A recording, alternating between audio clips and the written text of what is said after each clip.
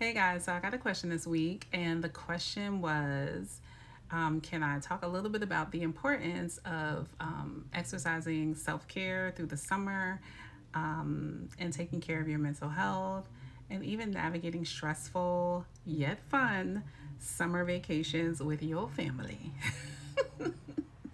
So I absolutely hear you. Self care is definitely important as we get into the summer. There's a lot of things that we may have on our list that we want to accomplish, a lot of stuff that we want to try to get through. And if we are not careful, we can find ourselves feeling a lot of anxiety around all of the things that we have on our list to do.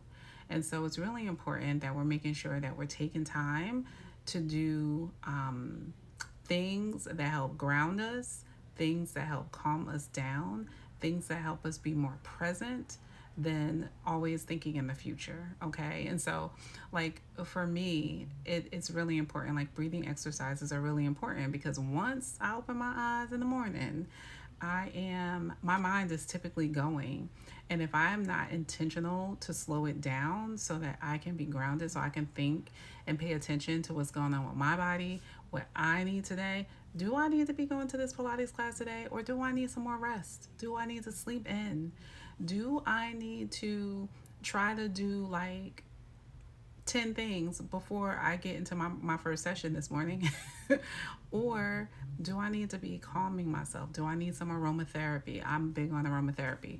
So I have a humidifier that has different aromas in it, and the aromas kind of settle my mind and my body. Do I need that before I start the day? Getting in touch with what is going on with your actual body is really important because self-care can look different for all of us, right?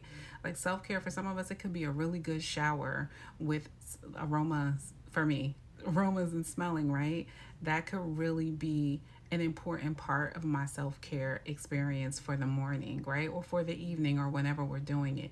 Maybe going out for a walk and getting some air, that's really important because it clears my mind. What are those things that are important to integrate into your summer activities? Because sometimes we can find ourselves, okay, I'm going to go to the amusement park, I'm going to go to the beach, I'm going to go to the mall. Like, all these activities that you're going to do that sometimes take a lot of planning, that sometimes cost money, that can get stressful depending upon what your bank account looks like, that require other people. And so some of them might require other folks, and then now you're like navigating or trying to filter out like what how we're all going to get on the same schedule. And then all of a sudden, this thing that is supposed to be self care has now become a task or a project or something you have to manage or handle, something that adds weighted stress to you. And so you want to be mindful of those things that you're planning and making sure that if this is supposed to be a self care opportunity, what does self care look like for me in the middle of this? What am I going to need to do so that this thing doesn't become an added stressor and that this thing is actually fun and enjoyable, right? And so, to the second part of the question, where you're talking about family members and going out with friends, same thing. I think really important to identify what is going to make it enjoyable for you. What is going to make it, if you're looking for rest, if you're looking for excitement, like what is going to make it enjoyable for you? And then you have to decide based on that, what is not going to make it enjoyable? What things are going to have me agitated? What things are going to have me upset?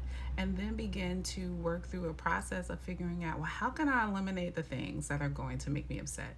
Do I need to do a little prep work beforehand? Do I need to have a meeting with everybody? Do I need to lay out all of the things, all the responsibilities I am going to take on, the responsibilities I'm not going to take on?